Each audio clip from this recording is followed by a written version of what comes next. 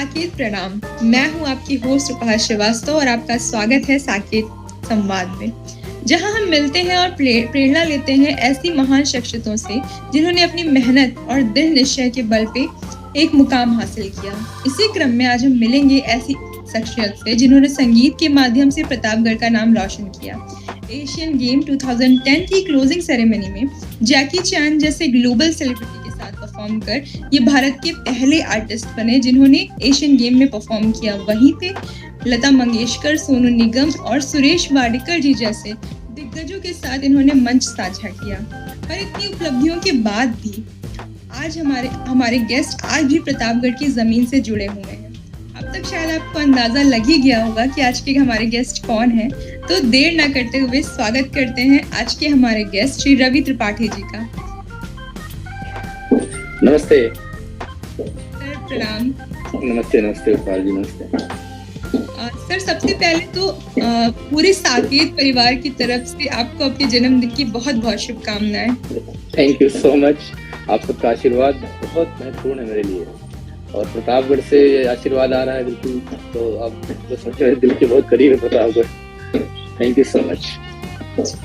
Sir जैसे कि हमने इंट्रोडक्शन में बताया कि आपने एशियन गेम 2010 की क्लोजिंग सेरेमनी में जैकी चैन जी के साथ परफॉर्म किया था और ऐसा हमने पढ़ा है कि वो आपके फैन हो गए थे।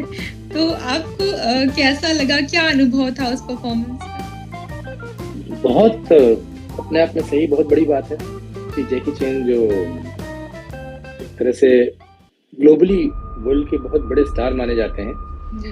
और तो मुझे शुरू में बहुत आइडिया नहीं था कि क्या होने वाला है। मुझे मालूम था कि आने वाले हैं, बट वहाँ इतना अच्छा हुआ कि मैं जय हो गा रहा था और वो मेरे गाने परफॉर्म कर रहे थे और बहुत बड़ा स्टेडियम था। तो उस मेरे ख्याल से अभी वो तो 60 या 70 के आसपास होंगे, उस समय 60 प्लस थे। बट जो एनर्जी मैंने देखी जैकी चैन से, वो मतलब वो बहुत सीखने लायक है।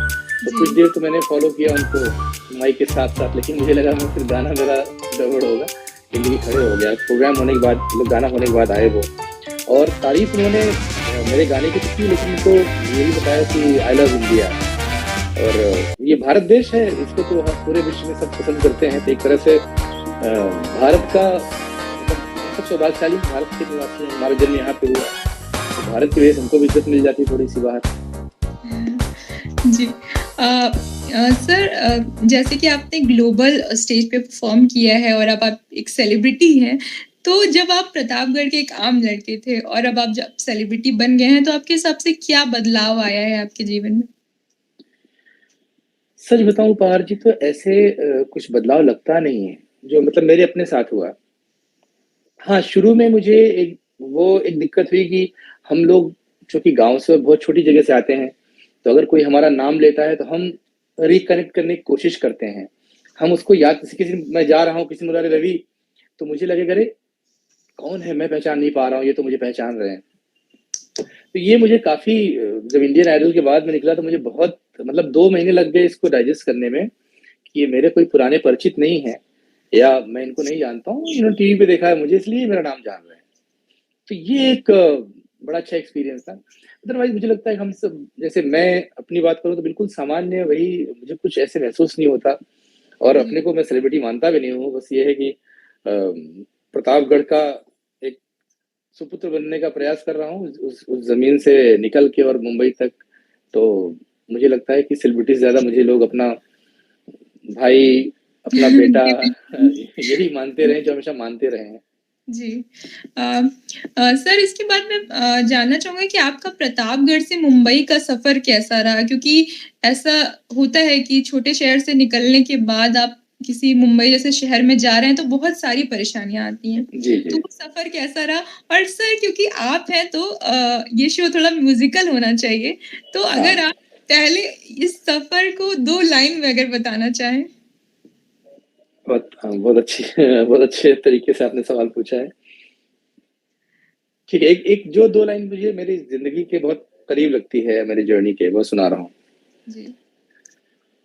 जो मिल गया उसी को मुकद्दर समझ लिया, जो मिल गया उसी को मुकद्दर समझ लिया, मुकद्दर समझ लिया, मुकद्दर समझ लिया। जो खो गया मैं उसको भुलाता चला गया, यूं जिंदगी का साथ निभाता चला गया, हर फिक्र को धुएं में उड़ाता चला गया। ये लाइनें मेरी जिंदगी के मतलब मेरी कहानी पूरी बयां करती हैं कि जी। सच में जो होता गया, मेरे ख्याल से मेरे माता पिता जी जो लालगंज प्रतापगढ़ में रहते हैं, आदरणीय श्री कृष्ण त्रिपाठी जी और श्रीमती सुमित्रा त्रिपाठी जी, मेरी माता जी, उनका आशीर्वाद रहा, मेरे गुरुजनों का आशीर्वाद रहा, क्योंकि लालगंज बहुत प्रतापगढ़ का भी समझिए, प्रतापगढ़ तो अपने आप में भी बहुत बड़ा शहर है, उस समय बड़ा शहर था। लालगंज बहुत छोटा था, मतलब गांव, अभी समझ लीजिए हम ऐसी जगह थी लालगंज जहां हमारे यहाँ शुरू में 3-4 टीवी हुआ करती थी, और मुझे याद है मैं भी बचपन में किसी घर जाके लाइन लगा के टीवी देखा करता था। मतलब जी। तो इतनी, और समझिए किसी घर में एंटीना दिख जाए, अरे वाह क्या बात हो गई, मतलब कितनी बड़ी बात हो गई, टीवी जी। टीवी आ गई इनके यहाँ। तो वहां से मुंबई तक का सफर मुझे लगता है कि मेरे गुरुजन जो बचपन में हमारे बलराम सिंह जी थे, फिर हमारे रामेश्वर तिवारी जी हैं, विशाल मूर्ति मिश्रा जी हैं, एसबी सिंह जी हैं, लाल कुमार सिंह जी, स्वर्गीय लाल कुमार सिंह जी, तो गुरुजनों का ऐसा आशीर्वाद रहा कि धीरे धीरे रास्ते मिलते गए। और समस्या बहुत आती है छोटी जगह से आने पे। एक तो ये होता है कि आपको बहुत लोग इंकरेज तो करते हैं, डिस्करेज करने वाले बहुत होते हैं जी, बिल्कुल। कि अब वही गाँव है बम्बई आ जाइए, चिंता जिनका ऐसे ढेर जने गए न, चला आए कुछ, तो समझ रहे हो उससे क्या होता है कि आप बहुत अपने आप को ना बहुत घर वालों के सामने, लोगों के सामने ठीक है, घर वालों के सामने बीइंग गाय, एक लड़के की होने के कारण तो आपके ऊपर जिम्मेदारियां बहुत होती हैं, और लगता है कि अगर पापा के सामने किसी ने पूछ लिया का हो कुछ भा तो है, तो जान लो ऐसा लगता था कि यार अब क्या जवाब दोगे आप, जब तक कुछ नहीं हुआ जी, रहता। आपकी तो खुद ये से एक्सपेक्टेशन बढ़ जाती है। बहुत ज्यादा, तो जी। इसलिए वो एक समस्या थी, लेकिन मुझे मेरे भाई ने बहुत सपोर्ट किया, बड़े भाई शशिकांत त्रिपाठी जी जो बेंगलोर में इंजीनियर हैं, तो उन्होंने मेरी वजह से ही मुंबई पोस्टिंग ली अपनी, एज एन इंजीनियर वो एलएनटी में ज्वाइन किया उन्होंने। तो उनकी वजह से उन पापा को कहा भी कि आप इसको छोड़ दीजिए, मेरा मेडिकल में पापा को था मैं डॉक्टर बनूं, तो उनको उसने कहा कि भैया ने कहा कि आप देखो मैं इंजीनियर हो गया हूँ, आप इसको अब छोड़ दीजिए, कुछ नहीं बनेगा तो लाल दिन दुकान उकान कर लेगा, मेरे पास जमीन है, सब चीजें हैं, तो आप थोड़ा रिस्क ले लीजिए। और उस तरह से मैं यहाँ मुंबई आया, और फिर आगे की जर्नी शुरू हुई, बताऊंगा उसको आगे। जी। सर, जैसे आपने बताया कि बचपन में जैसे हम लोग के यहाँ टीवी कम होती थी, जिसके एंटीना लगा है वो पता चला कि टीवी आ गई है। वैसे ही जी बचपन की बहुत सारी और मेमोरीज होंगी, और मुझे लगता है बचपन ऐसा फेज होता है जो आपकी पर्सनैलिटी को आगे कहीं न कहीं डेवलप करता है। तो जी, आपकी बहुत सारी ऐसी मेमोरीज होंगी जो आप अगर हमारे साथ साझा करना चाहें? बिल्कुल, बहुत बचपन का मुझे बहुत ही प्यारा बचपन था मेरा। सबका बचपन प्यारा ही होता है, तो वैसे मेरा भी रहा। और लालगंज में प्राइमरी स्कूल है, तो मैं कई बार जब अ, अपने जीवन के बारे में सोचता हूँ, तो मुझे लगता है मुझे ईश्वर ने ना एक इतना अच्छा मौका दिया कि लोअर एक्सट्रीम से लेकर के और हायर एक्सट्रीम तक देखा है मैंने। छोटी जगह से होने की वजह से गाँव का बिल्कुल खाटी गाँव का जीवन, और जब यहाँ मुंबई आ गए तो पूरा शहर का जीवन, ये दोनों देखने का मौका मिला। बचपन में हमारे यहाँ मैं गाया करता था, मतलब हमारे गुरुजी प्राइमरी स्कूल में उनको किसी ने बता दिया कि ये गाते हैं, और शुरू में उन्होंने डांट के कहा कि अगर नहीं गाओ तो मारेंगे। तो मैं कोई भजन वगैरह, अच्छा मेरी माँ, बता दूं कि मेरी मम्मी को हारमोनियम बजाने का, मतलब बजा लेती थी वो, हारमोनियम बजा के वो रामायण का पाठ करती थी। नाना जी मेरे बहुत अच्छा गाते थे, तो इस तरह शायद वो एक मेरी मैटरनल फैमिली से मुझे मिला। तो मैंने सुनाया, बलराम सिंह जी की बात है, फिर वो जहाँ भी कोई, अपने यहाँ क्या होता है कि कोई गेस्ट आने वाला होता है, कोई पॉलिटिशियन आ रहा है या डीएम आ रहे हैं, एसपी आ रहे हैं, तो एक परंपरा है अभी भी गांव में के वो स्वागत गीत गाना होता है। हमें जी। याद है बचपन में हम ऐसे माला लेकर के, और जो भी गीत होता था, हमारे विशाल जी थे वो लिखते थे, तो मैं शुरू से ही जब मेरे ख्याल से 4 या 5 में पढ़ रहा था, तब से ही मैं स्टेज पे लोग ले जाने लगे मुझे। मुझे याद है कि मैं 5th में था शायद, तो हमारे यहाँ वीर बहादुर सिंह आए थे तहसील का उद्घाटन करने के लिए प्रमोद जी के साथ, तो उनका स्वागत गीत मैंने गाया था उस समय। फिर राजीव गांधी एक बार आए थे, तो इस तरह से जितने, और वही मंच हुआ करता था हमारा। तो उसकी वजह से थोड़ा सा क्या हो गया, स्टेज पे गाते तो आपको प्यार भी सब करते थे, तो बचपन में बहुत लाडला भी रहा लोगों का। और बाकी अपने जो वैसे होते हैं, पतंग उड़ाना, गोली खेलना, डांट मार, ये सब तो चलता ही था। तो बड़ा ही शानदार बचपन रहा कि प्राइमरी में हम लोग जब जाते थे टाट पट्टी लेके जाने वाले स्कूल से गए हैं, यानी उसमें बैटरी सेल का वो कालिक निकाल करके और उससे उस पट्टी को अच्छे से लगा के घोंटते थे उसमें, फिर उसको 70 मारते थे उससे, और उससे काका गागा लिखते थे, तो उस स्कूल से।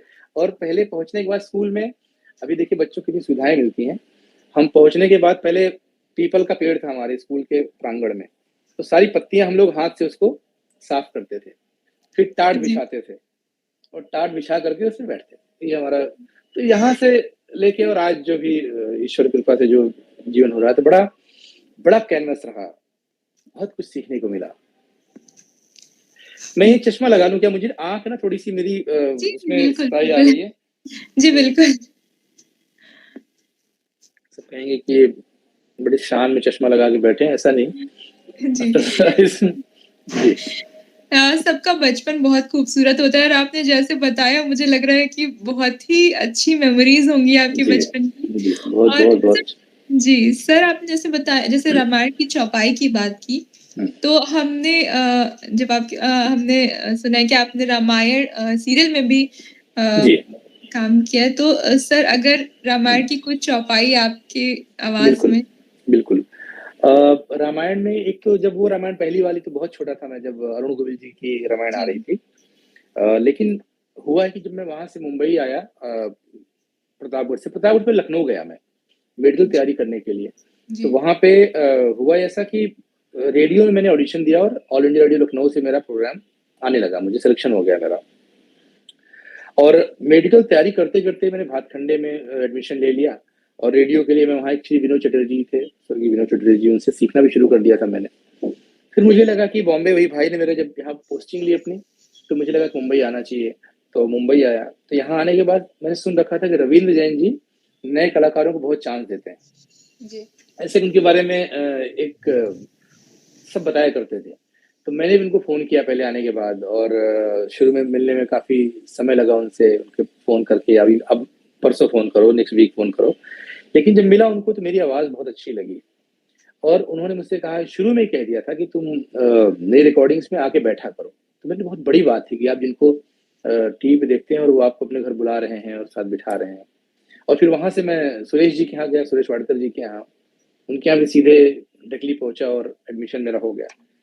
तो दादू, मुझे, हम लोग रविंद्र जैन जी को दादू बोलते थे।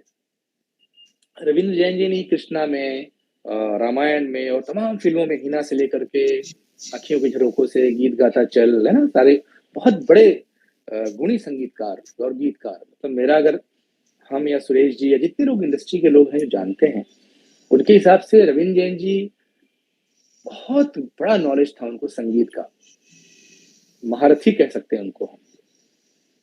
और मुझे सौभाग्य मिला कि मैंने उनके साथ बहुत सारे, उनको मेरी आवाज़ बहुत पसंद थी, तो मैंने उनके लिए करीब समझ लीजिए आपकी 100 से ज़्यादा गाने रिकॉर्ड किए, अलग अलग सीरियल्स में, एल्बम्स के लिए, कैसेट्स के लिए, और बहुत सारे शोज़ किए उनके साथ, और बहुत प्यार से, मतलब बहुत प्यार करते थे।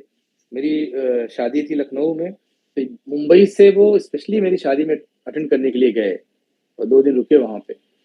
तो दादू ने मुझे गवाया, जो सेकेंड रामायण आई थी एनडीटीवी पे, इमेजिन पे, उसमें उन्होंने मुझे बहुत राम के बहुत सारे पोर्शन, जैसे एक नवधा भक्ति बहुत फेमस हुआ था, वो मेरी आवाज में है। चौपाइयाँ बहुत सारी गाई, तो मैं 2 लाइनें चौपाई की सुनाता हूँ आपको, है ना।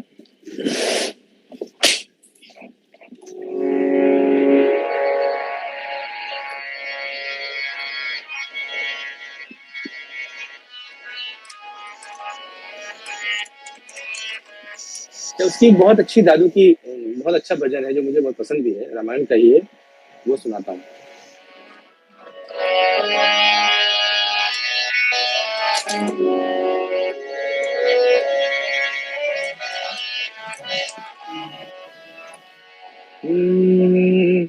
राम कहानी सुनो रे राम कहानी, राम कहानी, सुनो रे राम कहानी, राम कहानी, सुनो रे राम कहानी, राम कहानी, सुनो रे राम कहानी, कहत सुनत आवे, कहत सुनत आवे अखियों में पानी, राम कहानी, सुनो रे राम कहानी, श्री राम जय राम जय जय राम, श्री राम जय राम जय जय राम, श्री राम जय राम जय जय राम, श्री राम जय राम जय जय राम। तो बहुत सारे जी रामायण सर, के लिए सॉन्ग सुन लीजिए, पर ये भजन की बात ही कुछ अलग होती है, गूज़बम्स आ जाते हैं। यस यस, बिल्कुल सही कह रहे हैं आप। क्योंकि ये प्रेम की भावना है ना, और जो साक्षात परमेश्वर के लिए कुछ आप करते हैं तो उसकी भावना, उसका जो भाव है वो बिल्कुल अलग ही रहता है। जी। सर, जैसे आपने बताया कि आप लखनऊ गए थे मेडिकल की प्रिपरेशन के लिए, तो ये लाइन कैसे चेंज हुई? आपने सिंगर बनने का सपना कैसे देखा? और क्या-क्या प्रॉब्लम्स हुई इस सफर में? देखिए, ऐसा है कि अ, सपना तो मैं बहुत पहले से था मुझे कि मुझे गायक बनना है, और लेकिन वही होता है ना, शुरू में आप बताया कि आज से अगर आप 20 साल पहले अपने घर में आप कहें अपने घर वालों की कि मैं गायक बनना चाहता हूँ, तो आज की स्थिति नहीं थी। गाने को उस समय सुनने में तो लोगों को अच्छा लगता था, लेकिन कोई नहीं चाहता था कि वो उनके घर का बच्चा मतलब जो संभ्रांत परिवार थे, मतलब हमारी फैमिली बहुत अच्छी, पापा हमारे गवर्नमेंट ऑफिसर थे और एक अच्छी फैमिली से मैं बिलोंग करता हूँ, तो उन लोगों को था कि ये शायद मेरे खानदान का नाम खराब कर देगा। जी। मतलब उनको था कि ये वैसे होता है नचनिया का भैया, मतलब क्या करोगे आप? उनको लगता शायद मैं कहीं छोटे-छोटे प्रोग्राम्स में जाऊँ। प्रोग्राम छोटा नहीं होता है, लेकिन उनको था शायद मैं ऐसे शादी-ब्याह ये सब जो होता है घर के, उसमें जाऊँगा और हारमोनियम लेकर के और गाऊँगा, और वो देखा रवि त्रिपाठी गाता है उनके प्रोग्राम में। तो वो बहुत ग्रेसफुल जो प्रोफ़ेशन नहीं मानते थे इसको।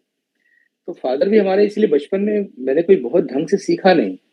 जो गा दिया स्वागत गीत में, या हमारे यहाँ प्रमोद जी हैं उनके जितने मंचों पे गा दिया, वही मंच वही सीखना। और स्कूल की जो हमारी रैलीज होती थी, डिस्ट्रिक्ट रैली, रीजन रैली, जो बच्चे जाते हैं वहाँ पे, तो वो एक समझ रहे हैं आप कि तो जब मैं मुंबई लखनऊ गया, तो पापा ने कहा नहीं तुमको डॉक्टर बनना है, तो गाना तो मैं भूल ही गया। 8th जब साइंस लिया, 9th में 12th में साइंस लिया, उसके बाद तो गाना भूल गया, और मुझे भी नहीं था मैं सिंगर बनूंगा। वो तो वहां पे जब मेडिकल तैयारी के बाद दौरान फिर बेंच पे बैठ के एक आध दो गाने शुरू किए ऐसे, अब मन में रहा होगा तो कुछ दो लाइन गा दी होगी मैंने। तो कुछ बच्चे थे मेरे, कुछ जैसे जितेंद्र सिंह लखनऊ का है, एक विनय सिंह है, ये लखनऊ यूनिवर्सिटी के मेरे दोस्त भी हैं, राम कुमार। 3 लोगों ने मुझे इंकरेज किया, दोस्तों ने, अरे रवि तुम अच्छा गाते हो यार, और तुम रफी साहब को वाला गाना गाओ, ये वाला गाना गाओ। और हम लोग बचपन में तो बहुत टीवी रेडियो से दूर ही थे, तो बहुत मुझे मालूम भी नहीं था कि कौन कौन से गाने चल रहे हैं इस समय। बट उन्होंने इतना इंस्पायर किया कि फिर वापस से वो कीड़ा जग गया गाने वाला, मतलब छूट गया था, वापस शुरू हो गया। फिर मैंने ऑडिशन भी दिया, फिर सब किया। तो इस तरह से मैंने घर वालों के डर से मेडिकल लाइन चुनने का वो फैसला किया था, और उसमें भी था कि सिलेक्शन भी हो रहा था, लेकिन पापा ने कहा नहीं नहीं, तुम अभी एमबीबीएस नहीं मिल रहा था हमको, सीपीएमटी होती है अपने यहाँ, उसमें अलग अलग रैंक्स होती हैं। तो उन्होंने कहा नहीं, एमबीबीएस के लिए फिर तैयारी करो, या फिर तुमको रशिया में एडमिशन करा देते हैं। रशिया में भी होता था डोनेशन से। तब मैंने भैया से कहा, भैया अब तो बहुत ज्यादा गले तक पानी आ गया, क्योंकि इतने पैसे खर्च कर देंगे, रशिया चले जाएंगे, और मुझे करना है नहीं है। जी। माँ ने बहुत सपोर्ट किया मेरे। माँ हमेशा बोलती थी कि जो नहीं, पापा पापा भी क्या, मैं भी अभी अगर पिता हूँ तो मैं हर आदमी चाहता है कि बच्चा उसका एक सेफ से जी। जोन में रहे, अच्छा प्रोफेशन चुने। उनके हिसाब से उनको था कि गाना गाने वाला ये अपने परिवार को पाल भी पाएगा नहीं पाल पाएगा। मुंबई तो कोई सोच नहीं सकता ना। जी, जी। लालगंज से हम लखनऊ जाना मुश्किल होता था, तो मुंबई कैसे पहुंचेगा आदमी? वहां कोई हमारे खानदान में नहीं गया था मुंबई। जी। तो पता नहीं, बाबा हमारे यहाँ बाबा गुसरनाथ जी हैं, भोले भोलेनाथ उनकी बड़ी कृपा रहती है, जैसे बेला देवी की और इन सबकी कृपा कि अपने आप ऐसे रास्ते बनते गए। जी, डेस्टिनी भी होती बिल्कुल, है और हमारा बिल्कुल। जो जी। सर हम सबने आपको इंडियन आइडल में देखा, तो आप कब वहाँ पे कैसे वहाँ पे जाने का आपका विचार आया और कैसा रहा वहाँ का सफ़र कैसा था आपका? फिर ऐसा हुआ था कि जब मैं यहाँ मुंबई रहने लगा था, तो सुरेश जी के यहाँ हमारा मैंने एडमिशन लिया, सुरेश वाडकर गुरुजी मेरे। और सुरेश जी के यहाँ भी बहुत प्यार मिला, मतलब मुझे पुत्रवत उन्होंने अपने घर में बेटे के जैसे, और गुरु शिष्य परंपरा में मैं वहीं रहा हूँ 10 साल करीब। रहना, खाना, पीना सब, तो वो घर था मेरा।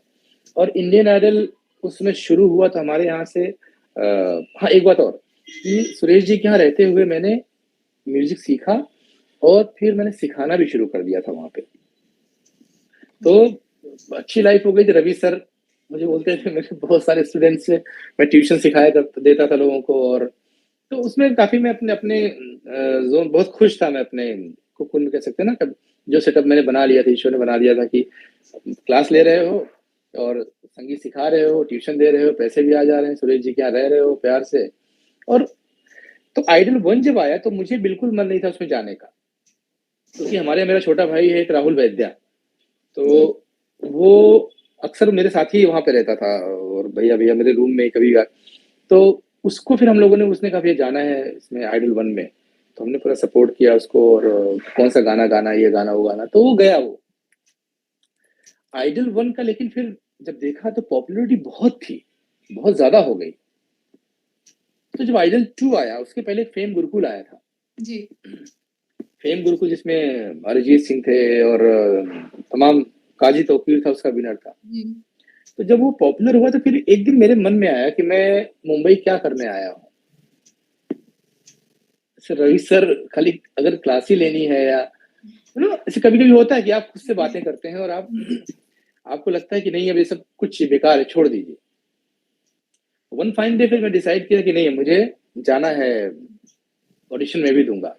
और ऑडिशन में सबसे बड़ी समस्या ये थी कि मेरा यहाँ बड़ा सम्मान था टीचर के रूप में, हमारी सुरेश वाडकर जी की जो अकेडमी थी बहुत प्रेस्टिजियस अकेडमी है।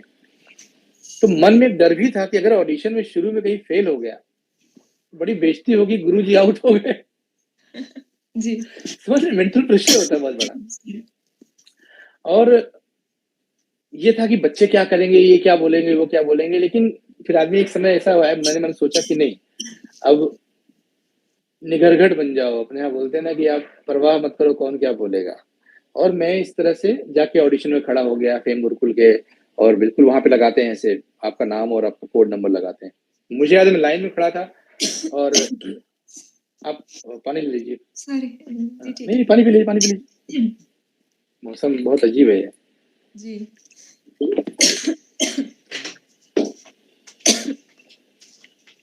जी।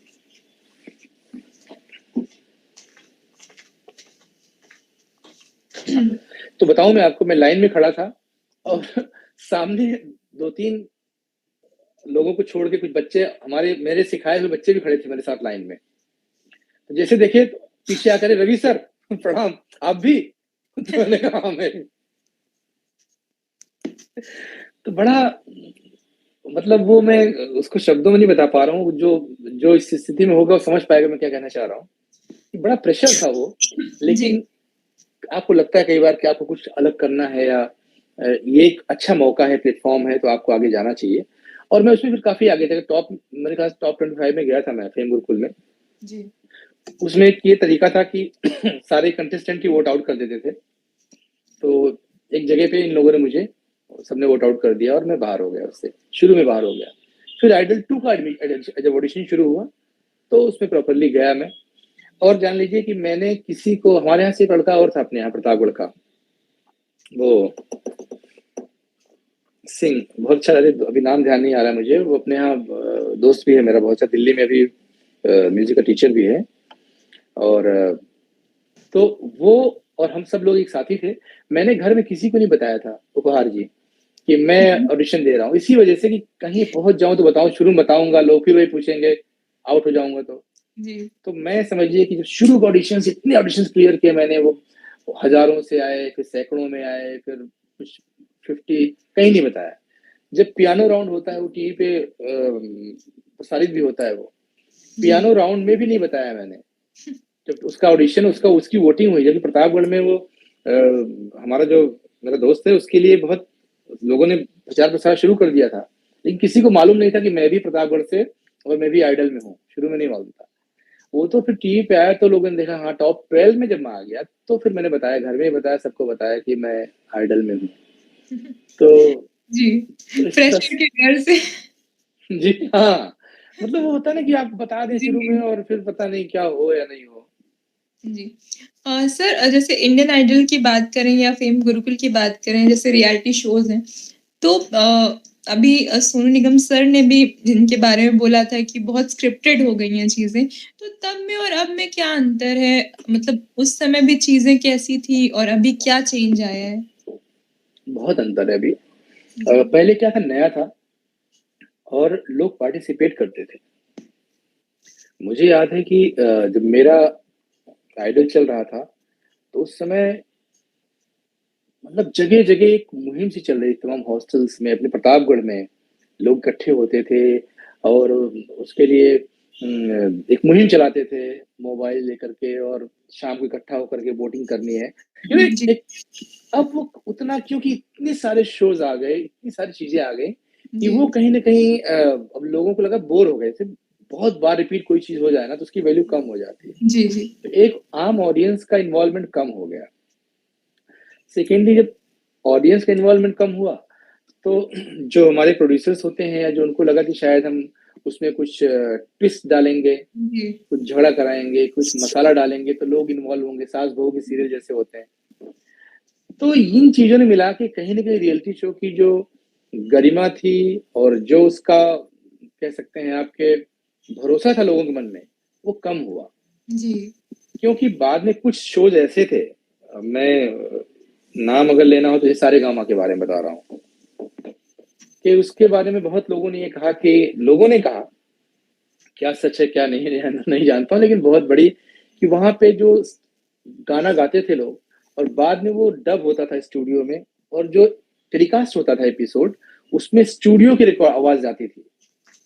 यानी जो रियल में गा रहे हैं बच्चे वहाँ पे, वो कई बार न जा करके उसको अच्छे से रिकॉर्ड करके, और झूठा, यानी लोगों को फेक हो गया ना ये, जी। ऑडियंस को बेवकूफ़ बनाना हो गया। तो ये चीज़ें शुरू हो गई थी। तो जी। कहीं न कहीं ये सारी चीज़ों ने मिला के उसका क्रेडिबिलिटी कम कर दिया। उसका जो एक नाम था कि इंडियन आइडल हो या रियलिटी शो हो या जो भी है, वो कहीं न कहीं धीरे-धीरे कम हुई। जी। जी, बिल्कुल। सर, सोनू निगम जी ने ही अभी हाल में ही सीरीज़ के लिए भी एक बात बोली कि जहाँ पे आउटसाइडर्स को कम मौका दिया जाता है या फिर इस तरह की चीज़ें, तो ये आपका इस चीज़ पे क्या विचार है? कहीं न कहीं रही है। जी। अब आप होता क्या है कि हालाँकि इसमें मैं बहुत ज़्यादा इसको वैसे नहीं मानता हूँ। देखिए क्या होता है, आपको संघर्ष हर जगह करना होता है।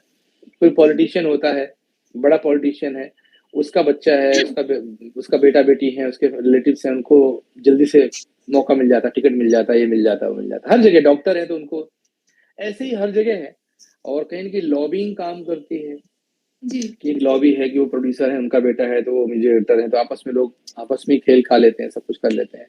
जी। तो ये तो बात तो सही है, लेकिन मुझे लगता है कि जिन लोगों के मन में कुछ करने की तमन्ना है, तो जैसे लाइफ के अलग-अलग चैलेंजेस होते हैं, आपके संघर्ष का हिस्सा ये भी है कि आपको वो भी तोड़ना है। आपको ये सब होते हुए भी अपना स्थान बनाना है। तो आप उसका नेगेटिव साइड मत देखिए कि आपस में हो रहा है या जितने अपने रिश्तेदारों को मौका दे रहे हैं। आप सोचिए कि आपके अंदर अगर ताकत है, आपके अंदर बात है, तो डेफ़िनेटली वो आपको मौका मिलेगा। और आज का टाइम तो सबसे अच्छा है। सोशल मीडिया का टाइम है कि कोई भी अच्छी चीज़ है, आप उसको अगर कहीं भी डालते हैं, आप इतने सारे प्लेटफ़ॉर्म्स हैं, तो अगर अच्छी चीज़ है तो लोगों तक पहुँचेगी वो। जी। तो मुझे लगता नहीं कि बहुत उससे फ़र्क पड़ता है। और पहले था कि फ़िल्म में गाना ही गायक माना जाता था। जिसने फ़िल्म में गाया वही सिंगर है। अब ऐसा नहीं रह गया। जी, अभी बिल्कुल। एकदम अलग हो चुका है। अभी आप तमाम माध्यम है आपके पास, तो आप खाली फ़िल्म के थ्रू ही लोगों तक नहीं पहुँचते हैं। आप अपना चैनल बनाइए, आप अपने सोशल मीडिया प्लेटफ़ॉर्म पे डालिए, व्हाट्सएप है, सर्कुलेट होते हैं, वायरल चीज़ें हो जाती हैं। तो अब उन चीज़ों को उतना महत्व नहीं रह गया है। हाँ जी, सोशल मीडिया के ज़रिए बहुत सारे मुझे लगता है जो ऐसे हैं कि उनको रीच नहीं मिल रहा है, इस टाइम पे काफ़ी हेल्प हो रही है इस वज़ह से सोशल मीडिया के थ्रू, बिल्कुल, जो बिल्कुल हो रही है। डायरेक्ट सकते हैं। और ये कितनी अच्छी बात है। मेरे ख़्याल जी, से ये जितने इंडिपेंडेंट आर्टिस्ट हैं, जी, जिस भी विधा में कोई काम कर रहा हो, जी, उसके लिए इससे अच्छा मौका नहीं आएगा। जी, बिल्कुल। कि अब आप किसी पहले क्या था, हम मोहताज होते थे। अगर मैं सिंगर हूँ, आप सोचिए कि पहले के टाइम पे, तो जब तक कोई कंपनी मेरा एल्बम निकाल के लोगों तक नहीं पहुँचाएगी, जी, या मेरा गाना टीवी और रेडियो पे नहीं बजेगा, या मेरा गाना फ़िल्म में नहीं आएगा, तो मुझे कैसे जानेंगे लोग कि मैं सिंगर हूँ? जी, सुन ही नहीं पाएँगे। अब जी, तो ऐसी बात रह नहीं गई। अब तो आपके जी। पास बहुत सारे माध्यम हैं, आप सिंगर हैं, आप अच्छे-अच्छे गाने गा के डालिए, जी, अब ऑडियंस बेस्ड हो गया है, जिसे ऑडियंस पसंद करे। ऑडियंस पसंद करे और ऑडियंस तक पहुँचाने का माध्यम मिल गया है आपको। जी, अब उसमें ये मीडिएटर्स थे, ये बीच के, फ़िल्म, टीवी, रेडियो, अब नहीं है। हाँ, अभी भी है कि उससे अभी भी बहुत बड़ा कैनवस मिल जाता है आपको। जी, अगर आप फ़िल्म में कोई गाना आपका हिट होता है, ऑडियंस बहुत बड़ी मिल जाती है। लेकिन फ़िल्म में नहीं भी होता है, आप गाना अगर वायरल होता है, तो छोटे-छोटे बूँद-बूँद से भी आप घड़ा भर सकते हैं आप। छोटे-छोटे पॉकेट्स में करके भी आप लोगों तक पहुँच सकते हैं। जी। सर आपने जैसे सुरेश सुरेश वाडीकर जी की बात की, तो आपकी मुलाकात उनसे कैसे हुई और कैसे आप उनके शिष्य बने? सुरेश जी क्लास लेते हैं, ये तो मुझे मालूम था। और जब मैं रवीन जैन जी से मिला, उसके बाद मैंने सुरेश जी का एड्रेस निकाला और मैं उनके पास गया एडमिशन लेने के लिए। तो मुझे मालूम पड़ा कि सुरेश जी नए लोगों को नहीं सिखाते पहले। वो कोई जो सीखे हुए लोग होते हैं उनको सिखाते। मैं पहले से बहुत सीखा हुआ तो नहीं था। लेकिन रेडियो में गाता था और एक अपने ऊपर कॉन्फिडेंस था मुझे, तो मैंने वहाँ बताया कि आप प्लीज़ उनको बोलिए कि मैं लखनऊ रेडियो में गाता हूँ। और लखनऊ रेडियो में गाना अपने आप में एक बड़ा प्रेस्टिजियस माना जाता था उस समय भी। मुझे बुलाया उन्होंने और देखा तो वहाँ पूरी क्लास लगी हुई है, तानपुरा लगा हुआ है और वो अभ्यास कर रहे हैं। तो मुझे लगा कि एडमिशन तो मुझे क्लासिकल आता नहीं, शायद नहीं होगा। बट कहीं न कहीं किस्मत भी काम करती है। उन्होंने मुझसे कहा कि तुम कुछ सुनाओ और क्लासिकल मत सुनाना, कुछ लाइट सुनाओ। और फिर मैंने कुछ सुनाया उनको रेडियो में जो मैं गाया करता था और बहुत पसंद आया। तो वहाँ से फिर मेरा शुरुआत हो गया। दूसरा ऐसा हुआ कि बहुत दूर रहता था मैं। भाई मेरा जी, पोस्टिंग बताया था इंजीनियर था वो। जी, जी। तो वो एक जगह है न्यू बॉम्बे में वाशी, और सुरेश जी क्लास जुहू होती थी और क्लास सुरेश जी की होती 7:30 इन द मॉर्निंग, और वहां से यहाँ आने के लिए 2 घंटे का ट्रेन जर्नी 2 घंटे की हुआ करती थी। तो मैं उसके लिए सुबह 4 बजे उठता था और जो भी थोड़ा अभ्यास करना होता था मैं रियाज आधे घंटे करके 4:30 फिर मैं नहा धो के 5 बजे के आसपास निकलता था पैदल स्टेशन से, 3 ट्रेन बदल के, और मैं डॉट 7:30 पहुंच जाता था जू आजीवासन। तो सुरेश जी को लगा कि ये लड़का रोज टाइम से आता है, कहीं पास ही रहता होगा। और एक दिन बारिश के टाइम पे कई बार मैं ट्रेन की पटरियों पे चल के भी गया हूँ। वो एक जुनून भी था कि मुझे सीखना है कुछ। और जब उनको मालूम पड़ा कि न्यू बॉम्बे रहता हूँ, तो शायद उनको बहुत अच्छा लगा कि बहुत डेडिकेटेड है ये। तो धीरे-धीरे ऐसा हो गया, कहीं अमेरिका जाते तो मुझे बोलते हैं, "एक महीने यहीं पे रह जाओ, घर पे आके।" और ऐसा संबंध बनता गया। फिर एक दिन उन्होंने कह दिया कि आप रवि आप यहीं पे रहो आके, मेरे घर में ही रहो। तो उसके बाद तो फिर बहुत इच्छा हो गया वहीं सब सब सीखना, रहना, सिखाना, इस तरह से। जी, और आज भी हमारा उनका संबंध ऐसा है कि मेरे गार्जियन हैं वो, मेरा पहला घर वही है और उतना ही प्यार, उतना ही मुझे, मेरी फैमिली को, सबको, मतलब ऐसे लगता है नहीं कि हम 2 परिवार अलग-अलग हैं। जी, तो ये कहीं न कहीं मेरा सौभाग्य है। जी। सर आपने लता मंगेशकर जी के साथ भी परफ़ॉर्म किया है, जो मुझे लगता है कि कितने सारे सिंगर का ये ड्रीम होता है। तो कैसा अनुभव था वो? दीदी का बताऊँ आपको कि जैसे हम लोग जब मैं सुरेश जी के यहाँ रहने लगा, तो उस समय लता जी उनके यहाँ बहुत, उनका बड़ा अच्छा संबंध अभी भी है। लता जी बहुत आया करती थी। तो अक्सर मैं देखता था, शुरू में होता है ना कि कोई बड़ा ऐसा आया जिनको आप, नाम इतना बड़ा है, तो हम एक-एक चीज़ ध्यान देते हैं कि पानी कैसे पीते हैं, जी, स्पून कैसे रखते हैं, कैसे खाते हैं, अरे ये भी ऐसे ही करते हैं। तो मुझे याद है उस समय वो जब आती थी 2-2 घंटे 3-3 घंटे रहती थी वहाँ पे। और मैं कई बार खुद पानी ले जाके सर्व करता था या उनको खाना खा रही हैं तो कई बार वो जोक सुनाया करती थी उस समय। बहुत अच्छा मिमिक भी है वो। तो मराठी में सुनाती थी, मैं नया-नया गया था। तो मुझे बोलती थी कि आपको समझ में नहीं आया होगा। सिर्फ़ मेरे लिए वो हिंदी में सेम जोक रिपीट करती थी, लता जी। और मैं सामने मतलब एक ऐसा अनुभव ये भी है, उनसे और एक सीखने को मिला कि आदमी कितना बड़ा हो जाए ना, आपको बहुत ही डाउन टू अर्थ रहना चाहिए आपको। घमंड नहीं होना चाहिए। क्योंकि इतने बड़े-बड़े लोग हैं, उनसे बड़ा तो कोई कलाकार पूरे विश्व में नहीं है, आप समझिए। लता जी जैसा। लेकिन जी। वो लोग इतने सामान्य से आप मिलेंगे तो आपसे ऐसे बात करेंगे कि लगेगा कि नहीं आप इतनी बड़ी हद से बात कर रहे हैं। तो वो संबंध होता गया। तो उनके साथ क्या हुआ कि वहाँ हम लोग महफ़िल में बैठते थे कई बार तो कुछ 2 लाइनें सुना दी या सुन लिया। दीदी को सुनने का भी मौका मिला। शोज़ तो उनके साथ नहीं कर पाए लेकिन उषा जी जो उनकी छोटी बहन है, उषा मंगेशकर जी, तो वो लता जी की बहुत प्रिय हैं। लता मतलब कहीं उनको बाहर अभी भी आज जाना होता है तो जल्दी दीदी अलाउ नहीं करती। बट उषा जी के साथ मैंने करीब पचासों शोज़ किए। मैं अपने कई सारे शोज़ में और वो भी मुझे अपने शोज़ में ले जाना, यहाँ मतलब पूरे हिंदुस्तान के अलग-अलग शहरों में जाना और कई बार उस दौरान दीदी का फ़ोन भी आता था मुझे। अगर दीदी उषा जी का फ़ोन नहीं लग रहा है, तो लता जी का फ़ोन कि "अरे! उषा कुठे है? तिचा फ़ोन लागत नहीं।" तो मराठी में बोलती थी। जी। तो एक अभी भी ऐसे लगता है कि ये भी एक अचीवमेंट है कि इतनी बड़ी मतलब भारत रत्न तो नहीं है, विश्व रत्न है वो और वो आपको आपके नाम से जानती हैं या आपको वैसे पहचानती हैं। तो ये भी अपने आप में बहुत अच्छा लगता है। जी। सर जैसे कि हम लोग अभी सोशल मीडिया की बात कर रहे थे कि जी। हमारा रीच काफ़ी हो गया है। जो टैलेंट है उनको मौका मिलता है सोशल मीडिया जी। के ज़रिए। लेकिन बहुत सारी मुझे लगता है नेगेटिव पब्लिसिटी भी होती है। अगर हम हुँ। म्यूज़िक की ही बात करें तो बहुत सारे ऐसे लोग आ रहे हैं जिन्हें मतलब जिन्हें पब्लिसिटी नहीं मिलनी चाहिए लेकिन वो बस क्योंकि सोशल मीडिया है, पसंद किया जा रहा है तो वो वायरल हो जा रहा है। बिल्कुल सही बात है और ये हमेशा से होता आया है।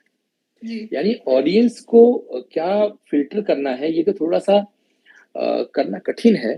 जी। जैसे अभी मैं बात कर रहा था वही बात करूँगा कि अ, इस चक्कर में लोग सामान्य सी प्रसिद्धि पाने के लिए ना कुछ भी ऊल-जलूल हरकत भी करते हैं जी, जी, जी। और बहुत सारी ऐसी चीज़ें करते हैं जो अ, हमारे जो भारत का संस्कार है, हमारे हम लोगों का संस्कार है, उससे बहुत अलग लगती है। तो ये कह सकते हैं ना कि हर चीज़ के प्रोज़ एंड कॉन्स होते हैं, कि जी, साइड इफ़ेक्ट होते बिल्कुल। हैं जब दवा फ़ायदा करती है तो उसका नुकसान भी है। तो ये सारे उसके जी, साइड इफ़ेक्ट हैं सोशल मीडिया के। जी, बिल्कुल। हाँ, अ, लेकिन ये है कि लॉन्ग लास्टिंग नहीं है। जी, ये इसकी लाइफ़ बहुत ज़्यादा नहीं है। बस उसका वो एक एग्ज़ाम टाइम के लिए ही जितनी देर वायरल हाँ, हुई वो चीज़ें। एग्ज़ैक्टली वायरल के हिसाब से अगर आपको लंबा रहना है, तो आपको अच्छा काम करना ही पड़ेगा। अगर आप जी। चाहते हैं कि अ, आप जब जीवन के आखिरी क्षण में हों और आप सोचें कि आपने अपनी ज़िंदगी में क्या किया? कई बार ऐसे होता है ना कि सवाल आपके मन में आता है कि आप आप क्यों हैं? जी, जैसे अगर मैं अपनी बात करूँ रवि त्रिपाठी, तो रवि त्रिपाठी का अस्तित्व क्यों है या मैं क्यों जन्म लिया मैंने या क्यों पैदा हुआ? तो सिर्फ़ इसलिए तो नहीं हुआ कि मैं अ, बड़े घर में रहूँ, बीएमडब्ल्यू में चढ़ूँ और फ्लाइट में जाऊँ और ये हो पेपर में नाम आए।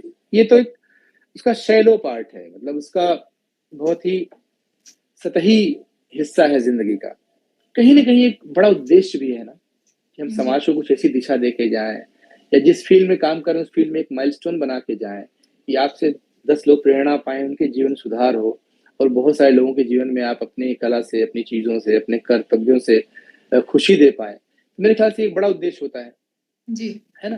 तो जब आदमी सोचेगा, तो उसको कहीं न कहीं जाके लगेगा कि जो गिमिक से पॉपुलैरिटी मिल जाती है, शॉर्टकट से या कुछ गलत करके, तो शायद उनको खुद भी शर्म आएगी, कि मैंने क्या किया या ये मैं इसको डिज़र्व नहीं करता था या मुझे इसको नहीं करना चाहिए था। या अगर मिल भी गई तो उस पॉपुलैरिटी का अच्छे से उपयोग कर सकते थे आप। तो मेरे ख़्याल से ये वन फाइन डे कोई न सब लोग मन में कुछ न कुछ कभी न कभी अ, ये विचार तो आते ही होंगे, ऐसा मुझे जी। लगता है। सर जैसे कि आपने कहा कि जब हम अपने लास्ट मोमेंट पे रहते हैं तो फ्लैशबैक आते हैं कि अच्छा हुँ। क्या किया हमने। तो अगर अभी इस समय आपको ये बताना हो कि अभी तक की आपके जीवन की क्या उपलब्धि है, तो वो क्या होगी? और सर ये क्वेश्चन का आंसर किसी भी एक सॉन्ग। हाँ, ठीक है। बहुत अच्छा बहुत अच्छा कहा आपने। नहीं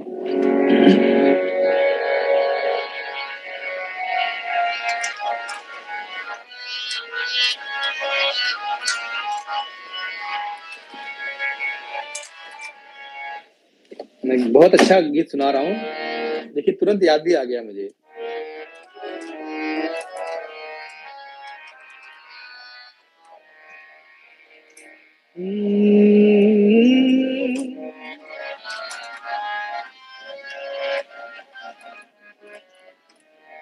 हारमोनियम बहुत लाउड तो नहीं हो रहा है?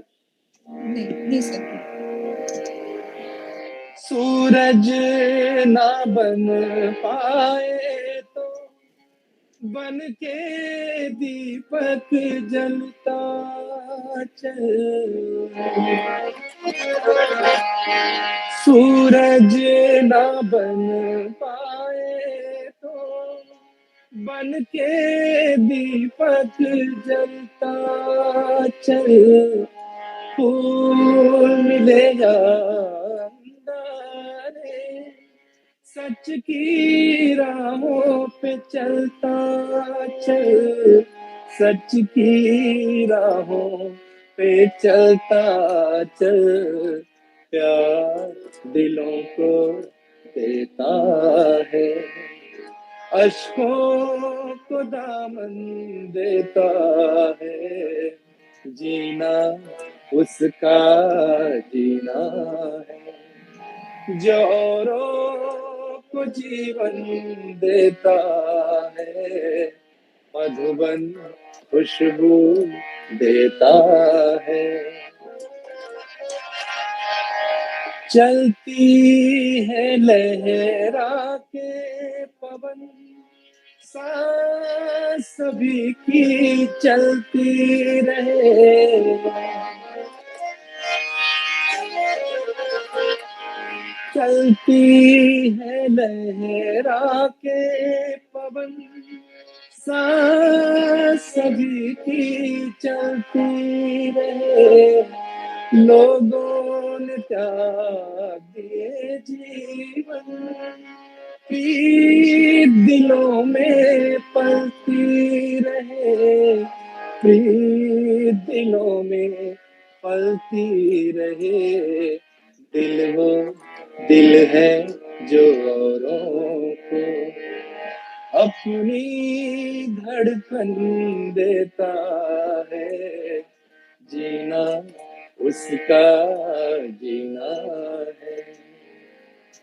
तो जीना तभी है जीना जब आप औरों के जीवन में कुछ सुधार कर सकें, उसके लिए कुछ काम कर सकें, समाज के लिए, लोगों के लिए। जी। अपने लिए तो कीड़े मकोड़े भी जी लेते हैं। जी बिल्कुल।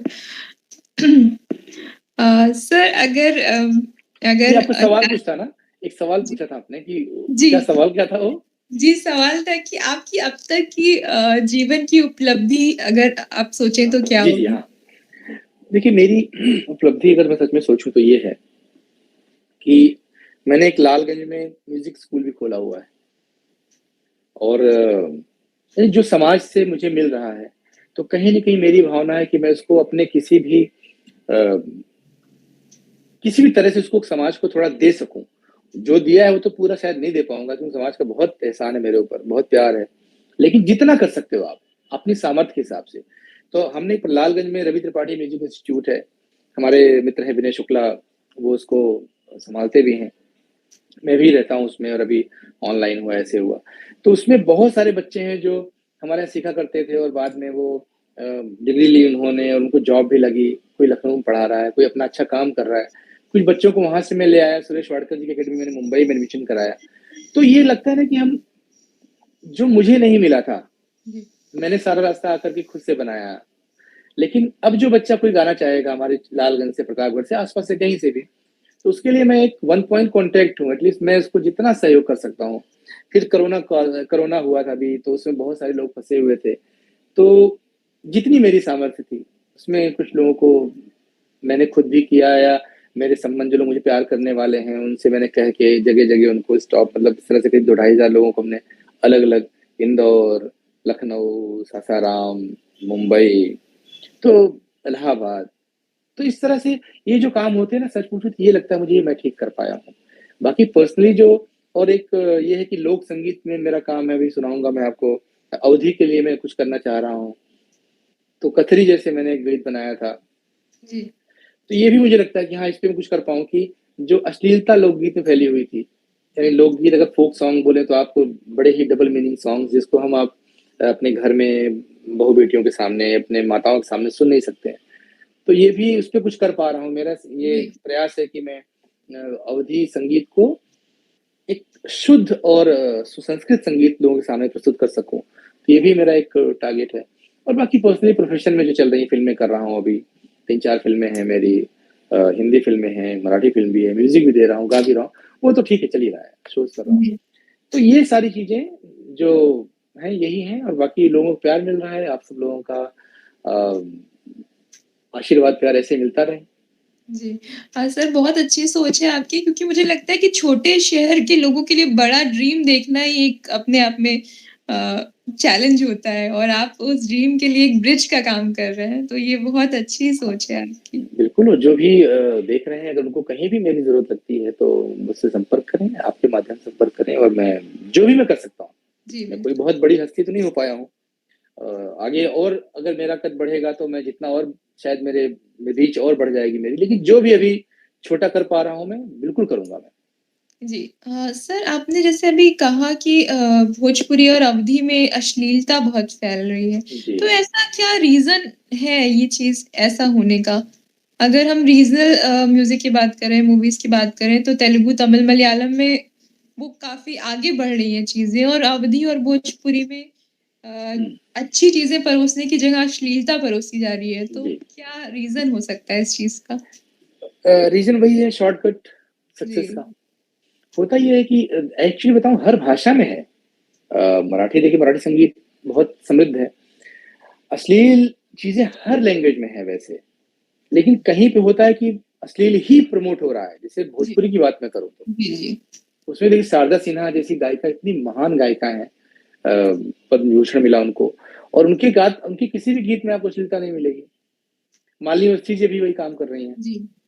भरत शर्मा व्यास हैं और तमाम गायक हैं। लेकिन हुआ ये कि जो नई पीढ़ी आई, उनको लगा कि ये बहुत अच्छा शॉर्टकट है कि आप डबल मीनिंग सॉन्ग गाओगे तो बहुत सारे लोगों को जो जल्दी से पहुँच जाएगा। और वो शॉर्टकट के चक्कर में जब 1-2 अच्छा फ़िल्में भी ऐसी हुई कि लोगों को लगा कि अगर ऐसी गंदी फ़िल्में बनाएँगे तो शायद अब उसकी ऑडियंस बड़ी लिमिटेड है, वो रिक्शे मतलब थोड़े से वैसे लोग जो उतने जी। एजुकेटेड नहीं हैं, उतने पढ़े-लिखे नहीं हैं। तो उसकी वजह से होता क्या गया ना कर के धीरे-धीरे उसका पूरा माहौल ही ऐसा बना दिया कि बस वो डबल मीनिंग और गंदे और घटिया चीज़ें ही ज़्यादा प्रस्तुत होने लगी। अभी जी। अच्छे काम हो रहे हैं, लेकिन वो लोग उतना लेते नहीं मतलब उतना प्रमोट नहीं करते लोग उसको। क्योंकि एक हैबिट पड़ गई लोगों को। ड्रग दे दें ना किसी को ड्रग एडिक्ट बना दिया लोगों ने। जी। नशे की जैसे होता है कि उसको एडिक्ट इतना बना दिया है कि उसको अच्छी चीज़ें अभी टाइम लगेगा। आप किस कोई आदमी बहुत अगर शराब का लत पा गया है, उसको आप गाय का दूध पिलाएँगे तो उसको धीरे-धीरे स्विच होने में समय लगेगा कि शराब जी। छोड़ के वो दूध की महत्ता समझे। जी, लेकिन बिल्कुल। लेकिन आएगा, वो समय जी। आएगा। मुझे पूरा विश्वास है कि लोग समझ पाएँगे कि क्या गलत है और क्या सही है। जी सर, जैसे आपने कहा कि प्रमोशन एक बहुत इम्पोर्टेंट चीज़ होती है और मुझे लगता है कि अश्लीलता को ही प्रमोट किया जा रहा है फ़िलहाल। हाँ, यस बिल्कुल, तो बिल्कुल। अभी जी, ज़रूरत है कि अच्छी चीज़ों को प्रमोट किया जाए। बिल्कुल और जितने इसमें बहुत बड़ी ज़िम्मेदारी आर्टिस्ट से ज़्यादा ऑडियंस की है। जी, बिल्कुल। जो श्रोता हमारे हैं, अगर वो कोई चीज़ जैसे मैंने कथरी बनाई, अब कथरी को लोगों ने पसंद किया। तो कथरी को पसंद किया इसलिए मेरे मन में और आया कि मैं पाती बनाऊँ या माई रचना जो मेरी है अवधी की वो उसको बनाऊँ। तो आदमी इंस्पायर भी होता है ना, एक आर्टिस्ट को ये भी होता है कि भाई उसको थोड़ा-सा सराहना तो मिले। जी। नहीं तो कुछ ऐसे बेचारे होंगे जो एक बार अच्छा कुछ काम करेंगे, उनको लगेगा यार इसमें कोई पूछ ही नहीं है। जी, बिल्कुल। तो एक काम करो कि उस तरफ जाओ जहाँ पूछ होती है, तो फिर वापस वो भी लग जाएँगे इस तरफ। और सबके अंदर इतना आत्मबल नहीं होता है कि वो ये ज़िद कर ले कि नहीं जैसे मैं तो मुझे याद है मैं शुरू में जब मेरे पास काम नहीं था उतना, तो मुझे भी ऐसे बहुत सारे ऑफ़र आते थे, हुँ। भोजपुरी सॉन्ग्स गाने के, जो गंदे मीनिंग सॉन्ग्स होते हैं। गंदे सॉन्ग्स ऐसे नहीं बोलता हूँ मतलब जिसके लिरिक्स गंदी होती थी, गाने सब अच्छे होते हैं। तो मैंने मना किया उस समय। मुझे था कि अगर मैं ये सब गाऊँगा तो मैं किसको मुँह दिखाऊँ? कल को गाना कहीं बजेगा और जी। मैंने गाया बोलोगे तो मुझे खुद शर्म आएगी। तो मैंने कहा नहीं मुझे नहीं चाहिए। तो वो इनकार करना भी कठिन होता है ना लोगों के लिए।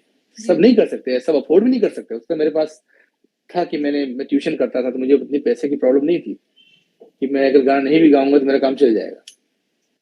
तो जी, ये सारी बहुत सारे कारण भी हैं, सिर्फ मजबूरी भी है बहुत सारे लोगों की, वो फिर शॉर्टकट पकड़ लेते हैं एक बार तो उसी में। अच्छा, एक बार दलदल में घुस गया आदमी ना, फिर निकलना मुश्किल है। बिल्कुल, बिल्कुल। वो कॉन्फिडेंस भी होना चाहिए कि आप वो चीज़ ना मेन करें। चीज़ है, मेन चीज़ जी, आपका अपना आपके ऊपर कॉन्फिडेंस, आपका आत्मबल बहुत बड़ी चीज़ होती है। जी, जैसे भी मैं अवधि की अगर कुछ चीज़ सुनाऊँ थोड़ा-सा, मैंने कहा म्यूज़िक भी आ जाएगा। जी।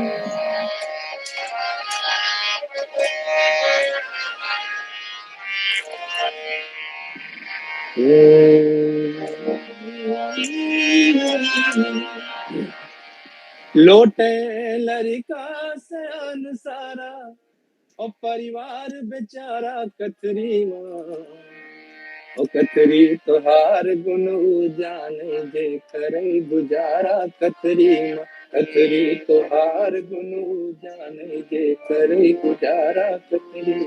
लोटे लड़का सयान सारा और परिवार बेचारा कतरी माँ, ओ कतरी तोहार गुनु जाने दे करे गुजारा कतरी माँ। अब गाना देखिए, लोक संगीत था, अपने यहाँ के प्रतापगढ़ के स्वर्गीय जुमई खां आजाद जी ने लिखा था और कितना बहुत हिट हुआ। फिर एक गाना जी, अवधि का और भी मेरे अभी आएगा मेरा,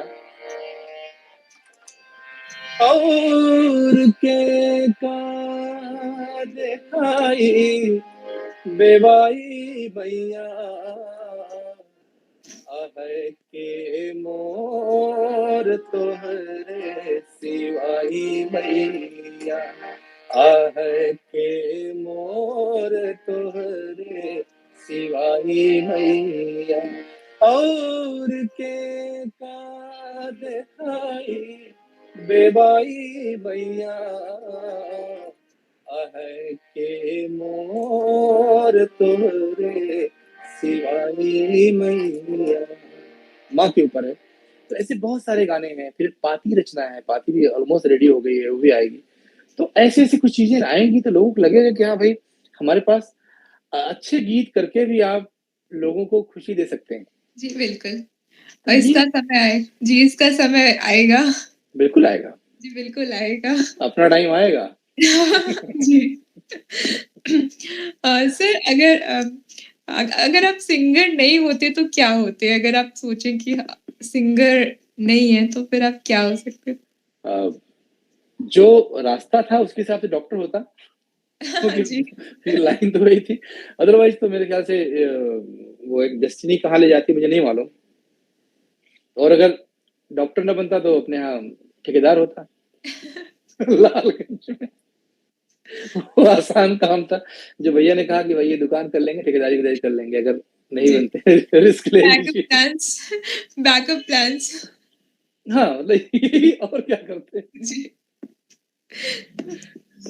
सर ये एक हाइपोथेटिकल क्वेश्चन है।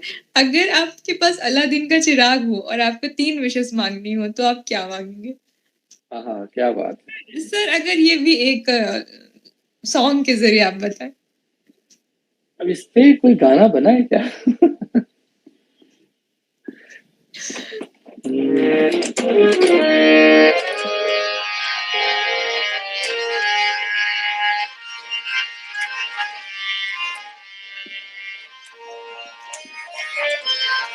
एक गाना बहुत अच्छा ध्यान में आ रहा है मुझे, मैं सुनाता हूँ आपको।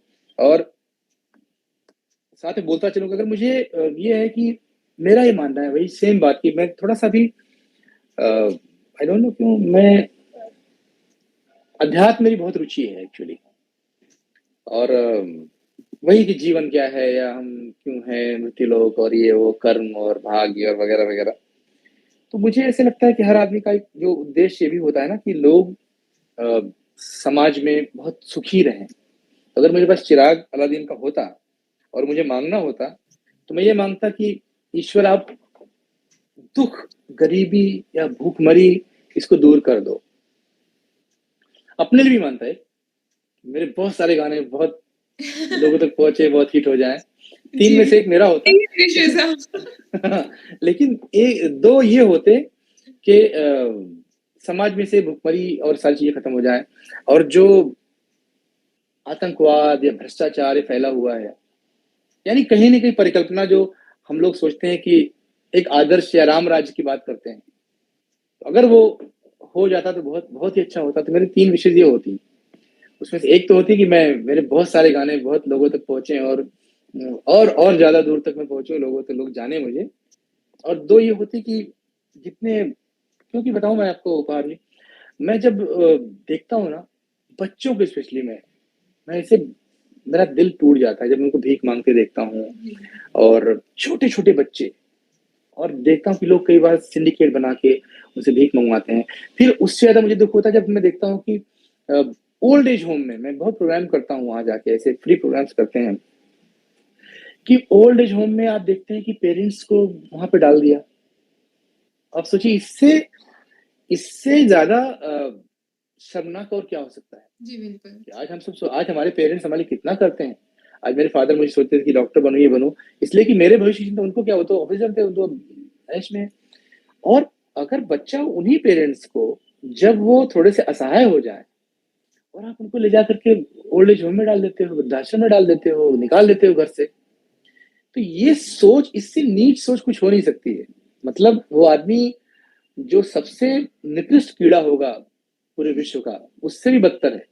तो ये चीज़ें नहीं हो, अगर अलादीन मेरे सामने रहे, मैं उनको बोलूँ कि भाई ये आप ठीक कर दीजिए कि ये सोच लोगों की बदल जाए। और इस पे मैं जी। आपको मतलब गाना भी मैं ढूँढ लिया मैंने। मैं सुना रहा हूँ ये, एक मिनट आ जाएगा। आपकी क्या है ना वृद्ध, और आप सोचिए प्रतापगढ़ जैसे शहर में भी मैंने सुना कि वहाँ भी वृद्धाश्रम बन गया है। जी, आपको मालूम है? जी। क्योंकि मैं एक बात लोगों को बोलता था पहले कि यार ये चीज़ें होती है ना, ये शहरों में बहुत ज़्यादा हैं। हमारे गाँव अभी बहुत संस्कार से भरे हुए हैं। हमारे यहाँ अभी भी ये सब कुछ होता नहीं है। लेकिन मैं मतलब शॉक ऑफ द लाइफ मुझे मिला उस दिन, जब मुझे मालूम पड़ा कि यहाँ भी वृद्धाश्रम है और अच्छी खासे लोग हैं उसके अंदर। जी।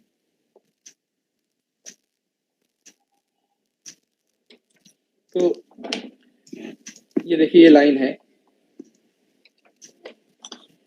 बहुत अच्छी साहिर जी ने लिखी थी एक, और जो हम सबको आज भी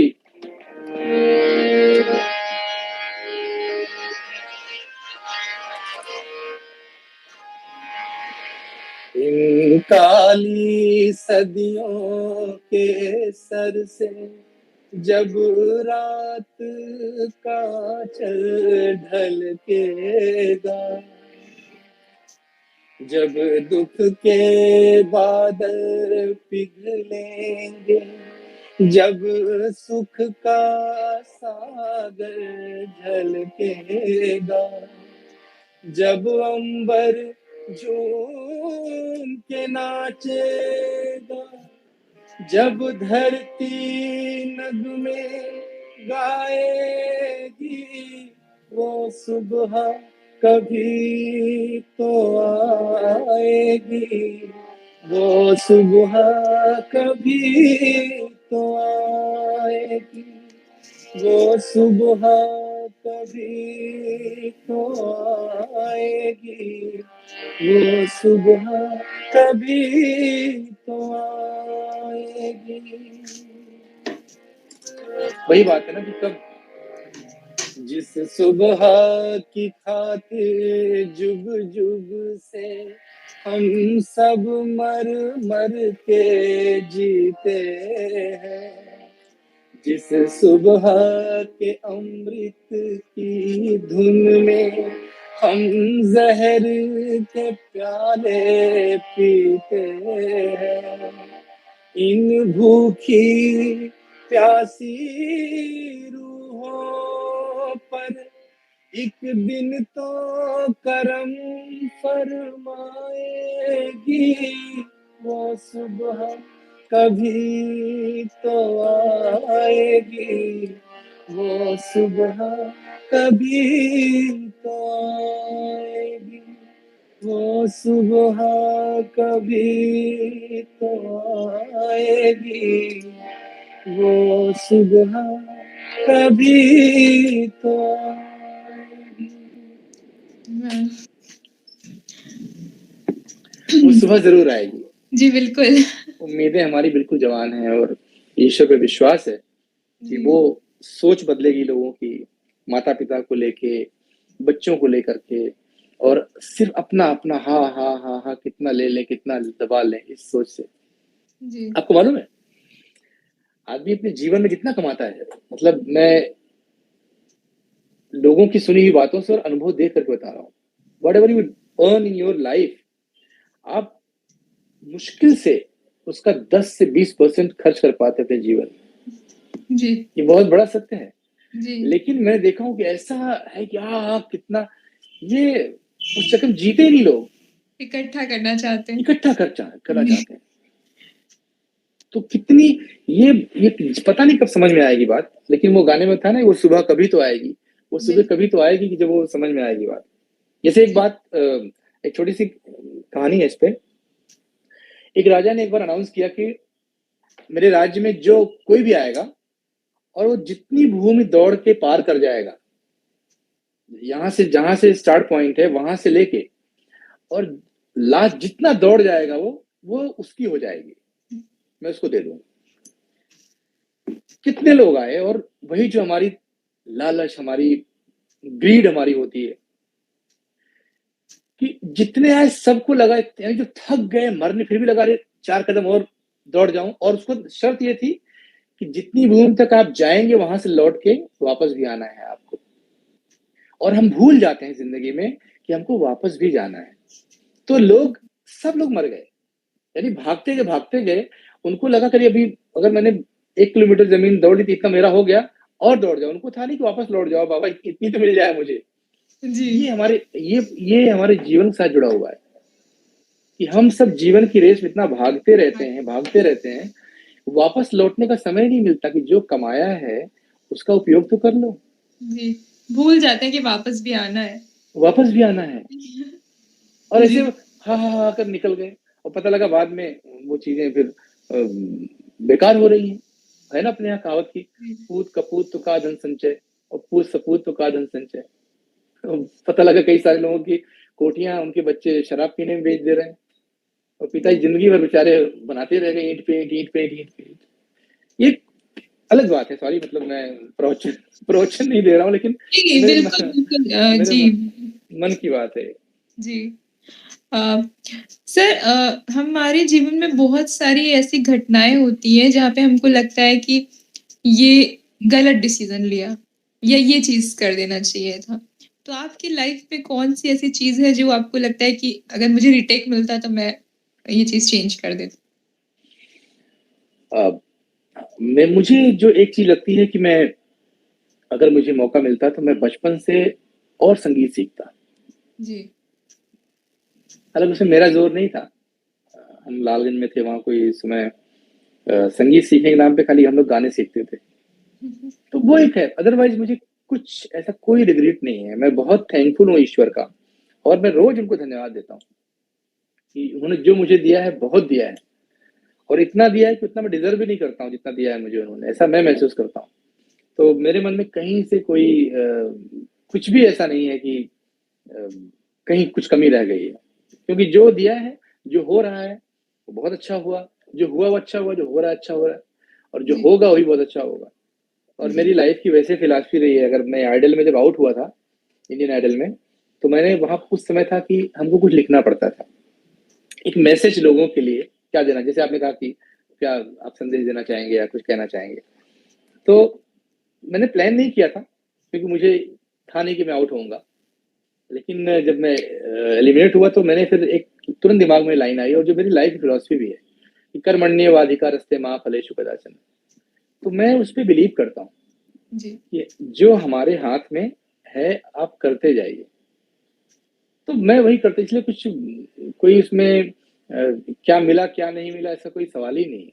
और टचवुड बहुत अच्छा मिला, क्योंकि बहुत सारे ऐसे लोग हैं जो मुझसे अच्छा कलाकार हैं, मुझसे अच्छा गाते हैं, मुझसे अच्छे इंसान हैं, और फिर भी शायद जो ईश्वर ने मुझे दिया वो उन तक नहीं पहुंच पाई ये चीजें। तो इसलिए मैं तो ईश्वर को हमेशा धन्यवाद देता हूँ। जी। और शायद अब आपके म्यूज़िक स्कूल की वज़ह से बच्चे स्टार्टिंग से ही सोच पाएँगे और सीख पाएँगे, जो हाँ, भी म्यूज़िक चाहते हैं यस यस, या करेक्ट। आगे बनाना बिल्कुल चाहते हैं वो बिल्कुल करें। बिल्कुल बिल्कुल बिल्कुल। क्योंकि छोटे शहरों में इतना ज़्यादा अपॉर्च्युनिटी मिलती नहीं है जी। कि ऐसी चीज़ें सोच सकें। उपहार तो जिसमें एक ये भी है रीज़न मैं बताऊँ आपको, जो मैं लोगों की मेंटालिटी भी चेंज करना चाहता हूँ। जी। यू वोंट बिलीव जब मैं मुंबई आया और मैंने शुरू में तो था मुझे कि एक जैसे हर आदमी को जो इग्नोरेंट होता है, जिसको उतनी मालूम नहीं होता, तो मुझे लगा कि मैं मुंबई जाऊँगा और जाते ही बूम-बूम करके सब अरे! क्या एक जी। अलग दुनिया। लेकिन जब मैं समझा कि नहीं मुझे संगीत सीखने की ज़रूरत है, या मुझे और चीज़ें सीखनी चाहिए, तो सच बता रहा हूँ, जब मैं सुरेश जी के यहाँ सीख रहा था, तो मेरे मन में रत्ती भर भी ये नहीं था कि मुझे पैसे कमाने हैं, नाम कमाना है या मेरा नाम पूरे विश्व में हो जाएगा। यानी संगीत सीखने का उद्देश्य मेरा बिल्कुल भी नहीं था उस समय। हुँ। मैं बहुत बहुत बड़ी सच्चाई बता रहा हूँ आपको। मुझे सिर्फ़ ये था कि मैं इस जन्म में जितना सीख पाऊँ संगीत, वो वही मेरा अचीवमेंट होगा। तो कहने का तो उद्देश्य मेरा इंडियन आइडल में जाना नहीं था, या जैकी चेन के साथ परफ़ॉर्म करना नहीं था, या जो मैं कर रहा हूँ आज वो करना नहीं था। मेरा था मैं म्यूज़िक सीखूँ और फिर धीरे रास्ते बनते गए। डिफ़रेंस अभी क्या आया है कि बहुत सारे बच्चे हैं ना, जो संगीत सीखने आते हैं, तो वो इमीडिएटली वो अ, उनको रहता है कि बस तुरंत अभी नाम कैसे होगा, या इंडियन आइडल में कैसे चले जाएँ वो, उनको लोग जानने लगे, फ़िल्म में कैसे गाना मिल जाए। यानी आपका आपका ट्रैक ही गलत है। एक होता है कि आप सीखने के लिए सीख रहे हैं और आपको सक्सेस मिलता गया है, यानी मनी एंड जो फेम है, it's by product of that what you are learning. लेकिन आज क्या होता है, उनका उद्देश्य ही होता है कि उनको पैसे कमाने और नाम कमाना है, सीखना सेकेंडरी है। तो कहीं न कहीं जब आपका उद्देश्य अलग होता है, तो फिर आपको परिणाम भी अलग मिलता है। तो जी। इसीलिए फ्रस्ट्रेशन, फेलियर ज़्यादा होता है, मुझे ऐसा लगता है। जी। अगर आप उद्देश्य रखें कि आपको सीखना है और अच्छा गाना है, और आपका अचीवमेंट सिर्फ़ ये हो कि आप जो कल गाते थे और जो आज गाते हैं, वो क्या कल वाले से बेहतर आज गा रहे हैं कि नहीं गा रहे हैं? और जो कल आप गाएँगे, वो बेहतर गाएँगे, नहीं गाएँगे?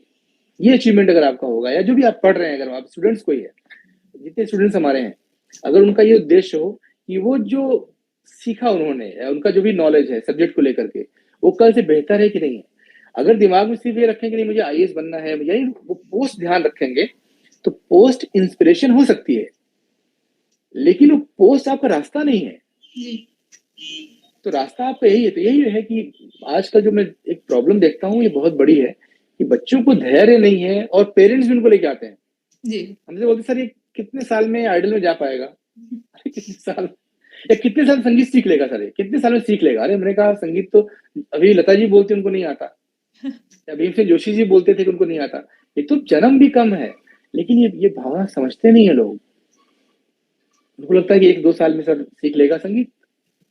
अब क्या बताएँ? और ड्राइविंग सीख रहा है क्या? कि ड्राइविंग सीख लेगा? टाइम पीरियड डिसाइड होना चाहिए। हाँ, तो ये थोड़ा-सा ना ये मेरे ख्याल से लोगों को समझने की ज़रूरत है इस चीज़ को, कि आप इसको साधना के जैसे लीजिए। जो भी काम करते हैं, उसको साधना को लीजिए, और वही बात याद रखिए आप, जो भगवान कृष्ण ने कहा है, कर्मण्येवाधिकारस्ते मा फलेषु कदाचन। अपना कर्म करिए, आपको मिल जाएगा। मैंने जी। कभी नहीं सोचा था कि मुंबई में मेरा इतना बड़ा घर होगा, या मेरे पास ये चीज़ें होंगी, वो होंगी। मैंने कुछ प्लान नहीं किया था। होती गई। हाँ, जब होती है फिर आप आते हैं, फिर आप प्लान करते हैं। लेकिन आप जी। शुरू में ही आप यही सोच के ही सीखना शुरू करते हो आप, वो जी। एक गलत है।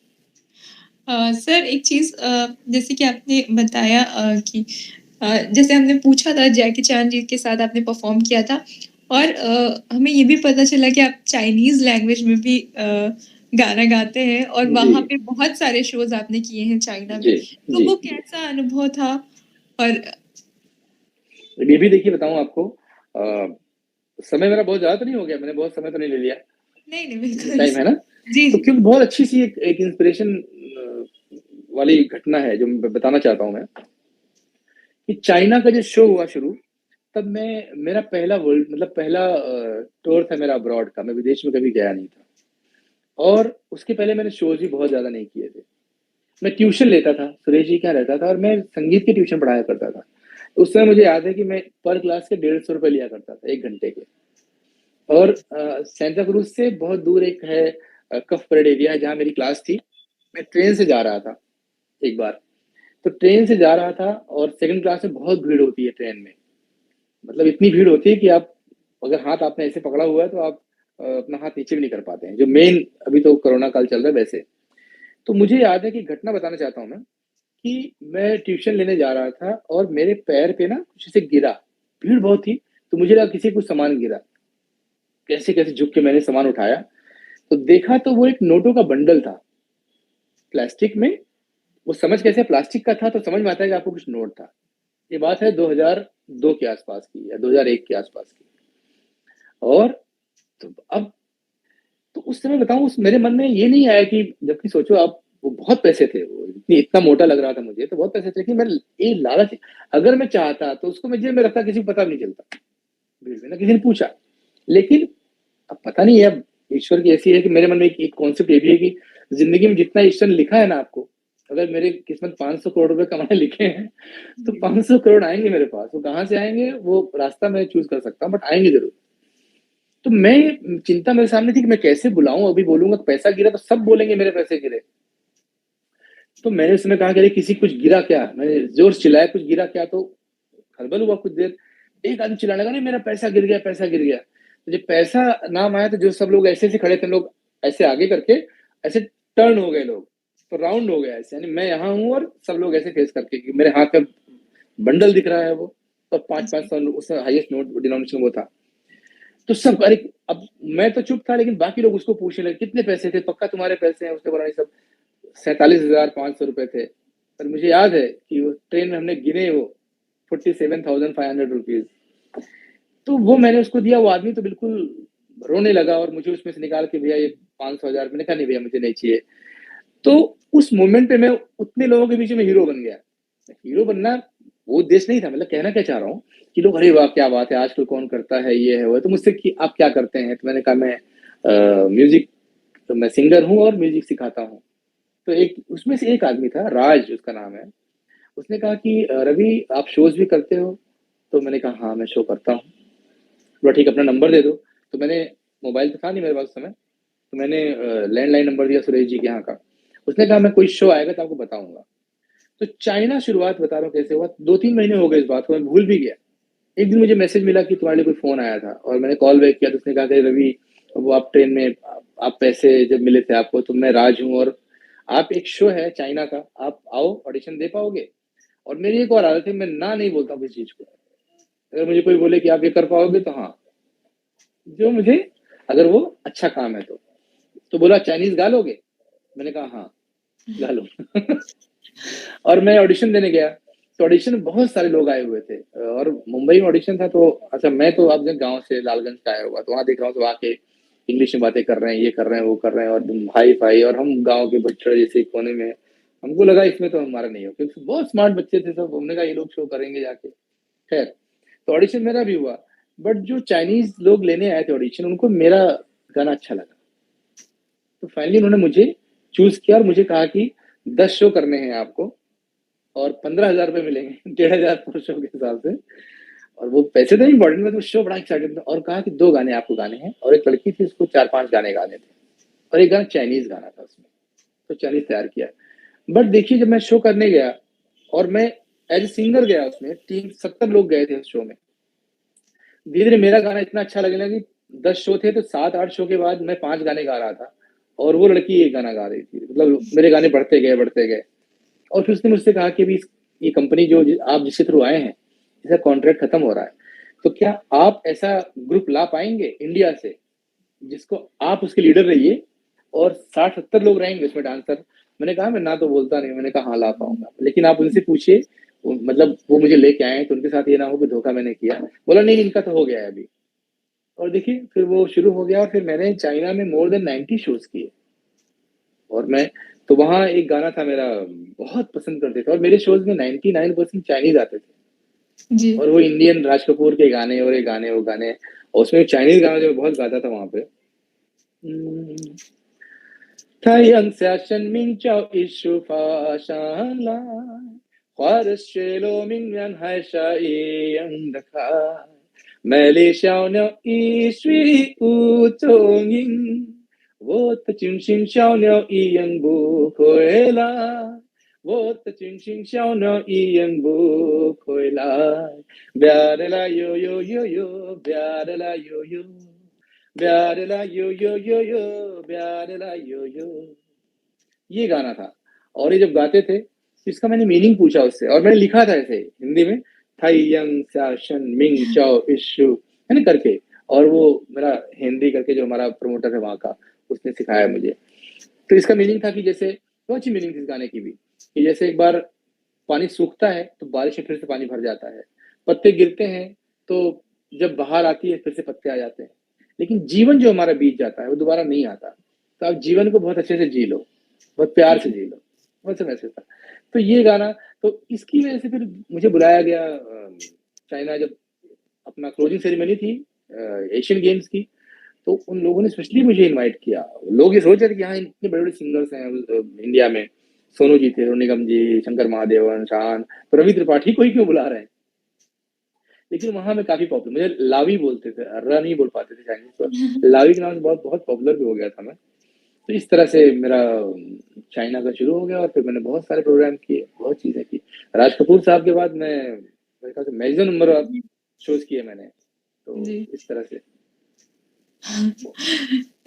सर चाइना में आपने परफॉर्म किया, लेकिन अभी भी आपका जो जुड़ाव है वो यहाँ से बिल्कुल वो लगता है, मतलब ऐसा नहीं लगता है कि अ, कोई किसी सेलिब्रिटी से कोई बात कर रहा है। अगर कोई प्रतापगढ़ का है तो लगता है तो कि कोई अपना ही है। नहीं बिल्कुल अपने है ही है, लगने क्या बात है, मैं बिल्कुल हूँ। और जी। देखिए एंड ऑफ द डे होता सब वही है ना, वही मैंने आपसे क्या कहा कि आखिर में तो आप देखिए हुए ना उम्र, है ना, जमा कैसे कैसे जमी खा गई आसमां कैसे कैसे, जितने भी लोग आए हैं वो एक दिन सबको ऐसे निकल जाना है। तो आप बहुत ज्यादा उसमें लोग शोर करके कुछ होने वाला तो है नहीं, जी। जो मिला यहीं से मिला। तो अच्छे से आप हंसते खेलते आदमी ऐसे रहे, लोगों से प्यार से बात करते हुए, मुस्कुराते हुए, आशीर्वाद लेते हुए, तो ज्यादा सक्सेस मिलती है। जी। सर अगर प्रतापगढ़ के लिए आप क्या करना चाहते हैं, क्या आपकी कुछ प्लान्स है यहाँ के लिए? बिल्कुल, जी। बहुत ज्यादा। मैं हालांकि अभी विकास तो हो रहा है, लेकिन प्रतापगढ़ फिर भी मैं जाता हूँ अभी कई बार, तो मुझे बहुत ऐसे लगता है ना कि अभी भी हम बहुत पीछे हैं। मैं किसी मतलब इसको वो राजनीति की बात नहीं है, लेकिन बहुत कुछ हो सकता था। इस जिले में इतनी पॉसिबिलिटीज हैं, आप इतने टैलेंट हैं। आप सोचिए कहानी तब से 100 पढ़ा नहीं प्रताप गढ़ा, वो ऐसे नहीं है, वो सच में आपको मिलेंगे। प्रतिभा देखिए ना, अभी हमारे यहाँ लालगंज में बताऊं आपको, हमारे एक सूर्यपाल मिश्रा जी हैं, उनका एक स्कूल है बच्चों का। मैक्सिमम नंबर ऑफ स्टूडेंट सैनिक स्कूल में पूरे हिंदुस्तान में, आरआईएमसी हो या सैनिक स्कूल हो, लालगंज से सबसे ज्यादा बच्चे सिलेक्ट होते हैं। और वहां पे बच्चे पूरे देश से आके हॉस्टल में रह रहे हैं अभी बच्चे, प्रतापगढ़ जिले की बात कर रहा हूँ। तो कितनी सारी चीजें हैं, लेकिन आप देखिए इतनी इतनी ज्यादा वहां पे युवाओं में कुछ, कोई ना फैक्ट्रीज है, ना कोई काम करने का, ना कोई बहुत अच्छा उनको कोई जी। गाइडेंस मिल रहा है। और मैं देखता हूँ बहुत सारे यंग बच्चे ज्यादातर नशे हो, तंबाकू, शराब और ये और वो, दुख होता है।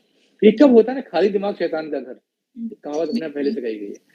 अगर उनको रास्ता नहीं ठीक मिलेगा तो फिर इसीलिए क्राइम भी है प्रतापगढ़ जो।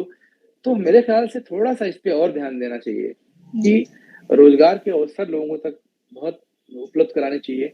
और मेरा सपना एक है कि मैं आज नहीं तो कल कभी ना कभी करूंगा, मैं चाहता हूँ कोई ऐसी जगह बनाऊं खाने के लिए जहाँ पे मात्र 1 रुपए में भरपेट भोजन मिले, और वो 24 घंटे मिले। कोई एक कॉर्नर हो, वो लोगों 1 रुपए इसलिए कि किसी का स्वाभिमान हर्ट ना हो, फ्री बोलेंगे तो वो लोग एक भीख दे रहे हैं। जी। 1 रुपया 5 रुपए ऐसे रखें जो आदमी दे दे, और वो, तो ये एक मेरा सपना है। अगर कोई जो समर्थ लोग अभी हैं जो समाज सेवा में राजी, वो करना चाहे तो उनको करना चाहिए। मतलब ये कि एटलीस्ट आप बेसिक जो भूख तो मिटा ही सकते हैं आप कम से कम। जी। अगर बिल्कुल आप किसी को नौकरी नहीं दे सकते आप, लेकिन खाना दे ही सकते हैं, ये हर आदमी की जिम्मेदारी है। तो ऐसी जी। बहुत सारी चीजें हैं जो मैं चाहता हूँ कि हो अपने यहाँ। तो लेट्स सी जी। भगवान कितना क्या करते हैं। जी बिल्कुल। सर शो के अंतिम पड़ाव पे हैं, और हमने ये भी सुना कि आपने साईं बाबा सीरियल में भी काम करा है, और हाँ, तो गाना गाया है। जी, तो मैं चाहती हूँ कि अंतिम पड़ाव पे हम एक आप अपनी आवाज़ में एक साईं भजन अगर बिल्कुल, हमारे दर्शकों के बिल्कुल, लिए बिल्कुल सुनाइए। और वो साईं जी का ये भी रवींद्र जैन जी ने गवाया मुझसे, और मेरा पहला सुपरहिट गाना था ये, जो आरती है। जी, एक टीवी सीरियल था शिरडी साईं बाबा, स्टार जी, प्लस पे। जी, तो उसकी ये सबसे बड़ी आरती थी और मेरी आवाज़ में ही है वो, ओरिजिनली मैंने गाया है उसको, तो वही मैं सुना रहा हूँ। उसके पहले मैंने एक गाना मैंने बनाया है, जिसको मैंने कैलाश खेर जी ने और सुरेश जी ने, शान ने, सबने गाया है। मैं भारत बोल रहा हूँ, तो एक लाइन उसकी जी, सुनाऊँगा। जी, जी, जी। तो वो भी सब यूट्यूब पे है सारी चीज़ें। और हमार अवधि के नाम से मेरा एक अभी यूट्यूब चैनल है, इसमें अवधि के गाने भी बहुत, अभी तो 1 ही 2 गाने हैं, लेकिन उसी को डेवलप करूँगा। तो जो हमारे दर्शक हैं वो जाएँ अगर सोशल मीडिया पे, तो यूट्यूब पे वो रवि त्रिपाठी ऑफिशियल मेरा वैसे है चैनल, और हमार अवधि, अवधि का चैनल है, तो उसको ज़रूर जी, आप। जी। और भजनों के लिए है रवि त्रिपाठी डिवोशनल, जिसमें ये गाना भी है, ये वाला।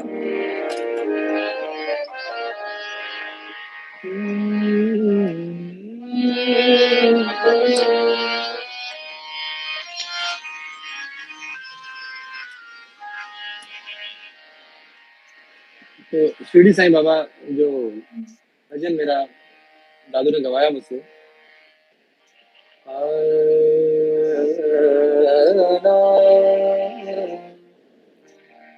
निरे गा मा मा गा मा गा रे गा रे सा, निरे गा रे मा गा पा, पा मा नी दा पा दा मा पा मा गा मा गा रे, नी गा रे सा।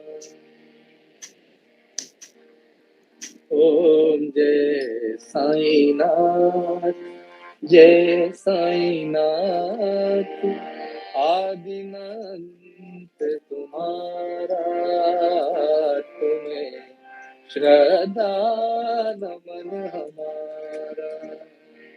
ओम जय साईं नाथ, जय साईं नाथ, आदिनांत तुम्हारा, तुम्हें श्रद्धा नमन हमारा। बड़ी आस लिए हम आए हैं, बड़ी आस लिए हम आए हैं, हमें दे दो नाथ सहारा।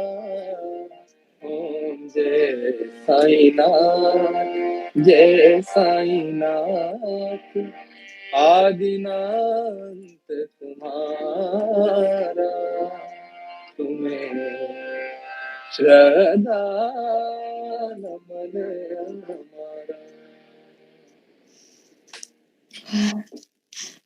हाँ। ये भजन था जो मुझे मौका मिला था जी, सीरियल में गाने का, और हाँ, मैंने और पामेला जैन ने गाया था। तो बहुत जी, पॉपुलर हुआ है, बहुत लोगों ने जी, सुना इसको। तो अभी ऐसे बहुत सारी चीजें हैं जो, एक बगावत फिल्म है मेरी, उसमें अवधि का ही गाना है। मालिनी वर्सी से गाना मैंने गवाया है, मैंने म्यूजिक दिया उस फिल्म में। और रजनीश दुग्गल की फिल्म है, 3-4 महीने में आ जाएगी, संजीव जायसवाल ने डायरेक्ट की है उसको, मेरा म्यूजिक है। एक रेड सिग्नल फिल्म है, तो उसमें मेरा भी गाना है, पलक मुच्छल मैंने डुएट गाया है। और म्यूजिक मेरा है, तो मेरे म्यूजिक में कैलाश खेर जी ने गाया है, शान ने गाया है, सुरेश जी ने गाया है। एक और फिल्म मैंने की है, इसमें सोनू निगम जी को गवाया है मैंने। तो ऐसे कुछ कुछ काम अदर देन मतलब बॉलीवुड के भी आ रहे हैं। थोड़ा कोरोना ठीक हो, थिएटर खुल जाए, तो फिल्में रिलीज हो जाए, वो सब। जी, बिल्कुल। अ, सर और अंत में हम चाहेंगे कि आप हमारे दर्शकों के लिए कोई मैसेज या कोई एडवाइस उन लोगों के लिए जो म्यूजिक में करियर बनाना चाहते हैं। बस एडवाइस यही है कि आप अपने अभ्यास पे, अपने रियाज पे, अपने अभ्यास पे बहुत भरोसा रखिए। और खुद को, जो है ना, खुद ही को कर बुलंद इतना कि हर तकदीर से पहले खुदा बंदे से ये पूछे, बता तेरी रजा क्या है। कि जी, आप जो अपने आप को इतना तैयार कर लेंगे, इतनी मेहनत कर लेंगे, तो चीजें आपके सामने खुद ही होने लगेंगी। तो अपनी सारी कमियों को ढूंढ के, कहाँ पे आप प्रॉब्लम हो रही है, उसको इम्प्रूव करिए, मेहनत करिए। और जहां आपको रवि त्रिपाठी की आवश्यकता होगी, तो I am always there for you. जी। अ, सर बहुत-बहुत धन्यवाद आपने हमें अरे, इतना समय दिया। बिल्कुल, आप और साकेत तो मेरा परिवार है। साकेत कॉलेज में सर के बारे में बोलूँगा कि इतना बड़ा काम किया गर्ल्स के लिए, जो हम जो बात करते हैं ना कि क्योंकि मेरा ऐसा मानना है कि अगर एक लड़का पढ़ता है, तो लड़का पढ़ता है, वो अपना करियर बना लेगा। जब एक लड़की पढ़ती है ना, तो पूरा परिवार पढ़ता है। जी। क्योंकि वो कल को एक एक धुरी होगी एक परिवार की, वो घर में रहेगी तो वो पढ़ी-लिखी होगी, तो बच्चे भी उसी तरह संस्कार होंगे। तो जी। बड़ा अंतर है, इसीलिए जो जितना काम अभी साकेत ग्रुप ऑफ कॉलेज जो कर रहे हैं, मेरे ख्याल से जो मैं सोचता हूँ कि समाज के लिए क्या-क्या होना चाहिए, तो उसमें से ये भी एक बहुत बड़ा काम है और हम सब भाग्यशाली कि हमारे बीच में ऐसे लोग हैं जो इतनी अच्छी सोच के साथ इतना अच्छा काम कर रहे हैं। तो मेरी ओर से आप सबको बहुत-बहुत साधुवाद, बहुत-बहुत धन्यवाद और ऐसे ही अच्छा काम करते रहिए। जी। धन्यवाद। थैंक यू, बहुत अच्छा लगा। बहुत अच्छा लगा। जी, बहुत अच्छा लगा। Thank you so much. Bye-bye. आज का एपिसोड बहुत स्पेशल था। रवि जी और उनके मंत्रमुग्ध कर देने वाले संगीत के साथ समय कैसे बीत गया मानो पता ही नहीं चला। आपने हमारे हर सवाल का बहुत खूबसूरती से जवाब दिया। यकीनन बहुत कुछ सीखने को मिला। हम ईश्वर से यही कामना करेंगे कि आप सफलता की नई ऊंचाइयों को छुएं और इसी तरह से न सिर्फ प्रतापगढ़ बल्कि भारत का नाम रोशन करें। साकेत परिवार आपका पुनः धन्यवाद देना चाहता है और आप सभी दर्शकों से निवेदन है कि रवि जी के YouTube चैनल को जरूर सब्सक्राइब करें, जिससे क्षेत्रीय भाषा और लोकगीत को प्रोत्साहन मिले। लिंक नीचे डिस्क्रिप्शन में दी हुई है। अब तक अगर आपने हमारे चैनल को सब्सक्राइब नहीं किया है तो जरूर करें और नीचे दिए गए बेल आइकन को दबाना ना भूलें। तब तक के लिए शुभ रात्रि, गुड नाइट, शब्बा खैर।